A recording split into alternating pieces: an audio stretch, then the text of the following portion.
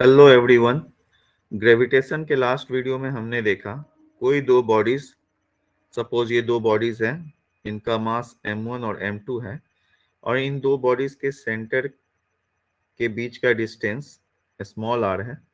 तो इनके बीच लग रहा gravitation force according to Newton's law of gravitation capital F is equal to capital G m1 m2 by r square होता है।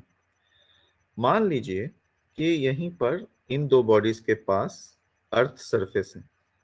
अर्थ का मास कैपिटल M मान लीजिए, तो अर्थ भी इनको ग्रेविटेशन फोर्स से अट्रैक्ट करेगा।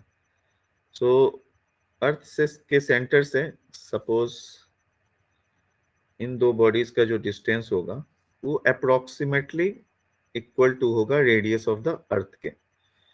तो अगर पहले बॉडी और अर्थ के बीच लग रहा ग्रेविटेशन फोर्स F1 है और दूसरे बॉडी और अर्थ के बीच लग रहा ग्रेविटेशन फोर्स F2 है, तो F1 हम according to Newton's law of gravitation लिख सकते हैं capital G m1 into capital M mass of the earth divide by radius of the earth का स्क्वायर, और F2 लिख सकते हैं m2 sorry capital G m2 capital M by capital R का square.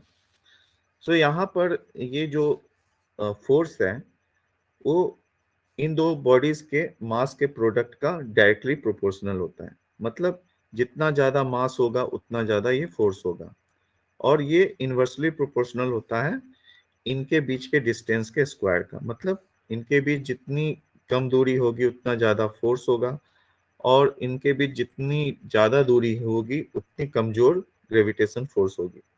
तो अ, इसके आधार पर हम ये देखें तो जिस फोर्स से अर्थ इन दो बॉडीज को खींच रहा है ग्रेविटेशन फोर्स से, वो कहीं ज्यादा स्ट्रांग होगा कंपेयर टू इन दोनों बॉडीज के बीच लग रहे ग्रेविटेशन फोर्स। क्योंकि यहाँ पर ये जो मास है, अर्थ का मास बहुत बड़ा है, और ये जो अर्थ का जो रेडियस है, सिंस ये इन दोनों बॉडीज के बीच का जो डिस्टेंस बता रहा है ये काफी नजदीक है। तो इससे क्या होगा कि ये जो फोर्स है काफी स्ट्रांग हो जाएगा। तो इस वजह से भी कोई दो बॉडीज धरती पर आपस में चिपकती नहीं है, आपस में एक साथ नहीं आती हैं due to force of gravitation. एक तो वजह ये है, दूसरा वजह ये भी है कि ग्रेविटेशन फोर्स बहुत ही वीक फोर्स होता है, काफी कमजोर फोर्स होता है। तो जो बाकी जो फोर्सेस लग रहे होते हैं हमारे बीच, लाइक फ्रिक्शन फोर्स और दूसरे इलेक्ट्रोमैग्नेटिक फोर्स, वो कहीं ज्यादा स्ट्रॉन्ग फोर्स होते हैं compare to this gravitation force. इस वजह से भी हम आपस में चिपकते नहीं हैं। नाउ लास्ट वीडियो में हमने देखा फ्री फॉल।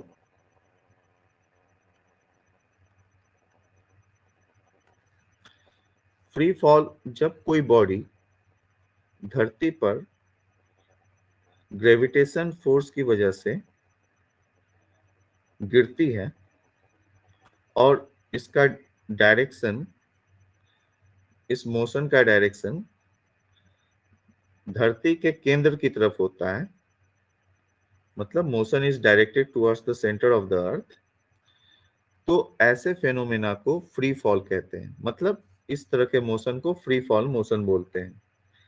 तो यहाँ पर क्या है कि जब बॉडी धरती के तरफ गिरती है तो इस बॉडी की वेलोसिटी इंक्रीज होते जाती है। जैसे जैसे धरती के पास जाता है इसकी वेलोसिटी इंक्रीज होते जाती है। अगर टाइम के साथ वेलोसिटी इंक्रीज हो रहा है इसका मतलब यहाँ एक्सेलरेशन लग रहा है। सो ऐसे केस में फ्री फॉल में क्या होता है, धरती पर कोई चीज वर्टिकली गिर रही होती है। तो इस वर्टिकल मोशन के केस में जो एक्सेलरेशन लगता है इसको बोलते हैं एक्सेलरेशन ड्यू टू ग्रेविटी, जिसको स्मॉल जी से रिप्रेजेंट करते हैं। ये है acceleration due to gravity. Just हमने देखा, अगर सपोज इस बॉडी का मास स्मॉल है m है और अर्थ का मास कैपिटल एम है और इनके बीच जो डिस्टेंस है अप्रोक्सीमेटली कैपिटल आर है, तो इनके बीच लग रहा है ये ग्रेविटेशन फोर्स जो होगा कैपिटल एफ।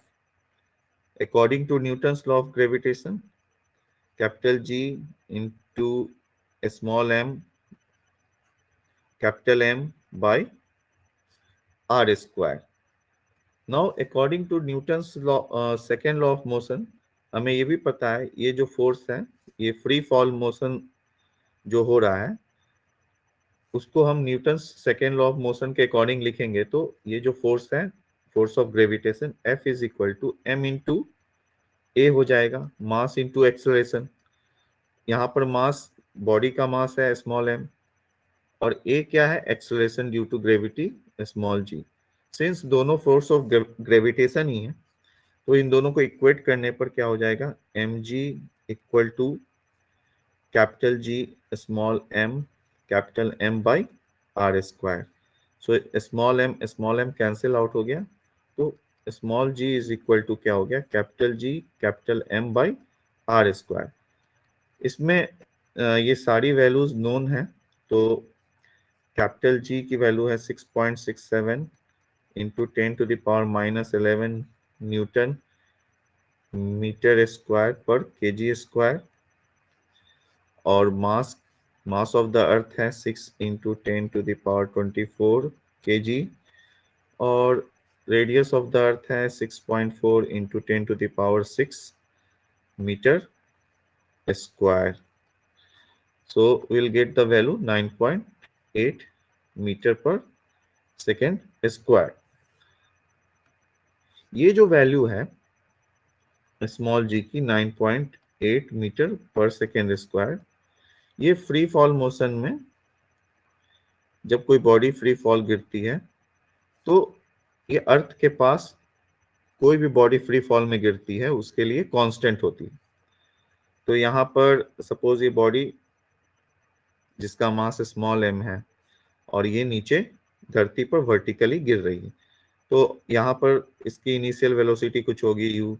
यहाँ धरती पर जब गिर रही होती है तो इसकी वेलोसिटी मैक्सिमम होती है, मान लीजिए ये v है, और ये एक्सलेशन जो कि कांस्टेंट है g की वैल्यू 9.8 मीटर पर सेकेंड स्क्वायर है, ये कांस्टेंट है।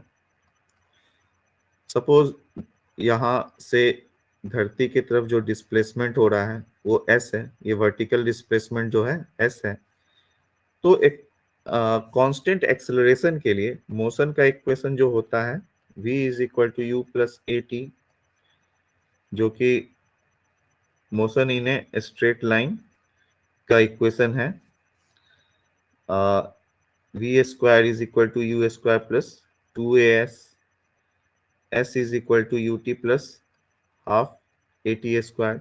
ये सारे इक्वेशन यहाँ भी एप्लीकेबल होंगे क्योंकि ये भी वन डायमेंशनल मोशन है, क्योंकि ये जो ऑब्जेक्ट है वर्टिकली स्ट्रेट लाइन में नीचे गिर रहा है, तो ये भी वन डायमेंशनल मोशन है और ये कांस्टेंट एक्सेलरेशन मोशन है।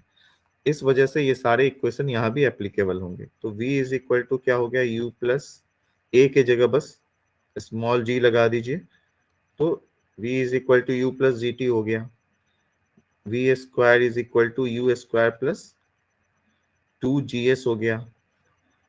s इज इक्वल टू हो गया U T plus half G T square. साथ ही साथ जब हम फ्री फॉल में किसी बॉडी को धरती की तरफ गिराते हैं तो इनिशियल वेलोसिटी जो u होती है वो 0 होती है और फाइनल वेलोसिटी सपोज मान लीजिए v है। तो इसमें लग रहा समय सपोज t है, तो ये इक्वेशन हो जाएगा v is equal to G T, u तो 0 है, तो यहाँ पर जो स्मॉल g है ये बॉडी के मास पर डिपेंड नहीं करता है, तो इसलिए ये जो वेलोसिटी भी है बॉडी के मास पर डिपेंड नहीं करता है। तो कोई गैस चैम्बर लीजिए, अगर हम कोई गैस चैम्बर लेते हैं और इसको वैक्यूम कर देते हैं, वैक्यूम पंप के हेल्प से वैक्यूम कर देते हैं, और कोई हेवी ऑब्जेक्ट और उसके साथ कोई लाइट ऑब्जेक्ट, दोनों को सेम टाइम में इस वैक्यूम चैम्बर में गिराते हैं, तो ये दोनों सेम टाइम में सेम वेलोसिटी के साथ फ्री फॉल करते हैं। मतलब ये सेम टाइम में सेम वेलोसिटी के साथ नीचे गिरता है, इरेस्पेक्टिव ऑफ देयर मास। ऐसा क्यों? क्योंकि स्मॉल जी की जो वैल्यू है यहाँ पर बॉडी के मास पर डिपेंड नहीं करता है, इस वजह से ये दोनों साथ में गिरते हैं। Thank you.